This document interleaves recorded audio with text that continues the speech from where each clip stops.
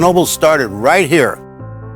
My grandfather, Hartman Henry, Old Hen they called him, put logs across the creek and created a spring dam. It was called a spring dam because every spring you had to replace it after being washed out by high waters over the winter. There was a covered bridge where the present steel highway bridge is. They took a couple boards off the side and the kids would jump out of the bridge into the ponded water. So I'm told it was the late teens, early 20s when Old Hen came down and says, boys, you want to swim here during the week? That's fine. But on the weekends, it's going to cost you a dime.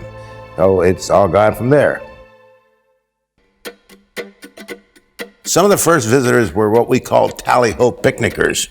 A tally-ho was a picnic outing from Shamokin or Mount Carmel, consisting of miners who worked 6 days a week.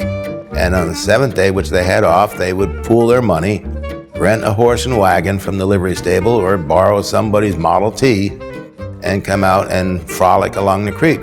It was their day of rest. Later on, the story goes that my grandmother, Hattie, says, Henry, what's all that noise out at the barn? And he says, I'm building some tables and benches to put down along the creek for our guests.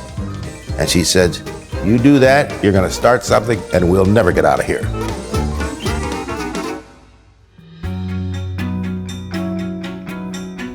That first covered bridge is long gone, of course. The state replaced it in 1940. But if you want to get the flavor of it, we've added a few other covered bridges to make amends.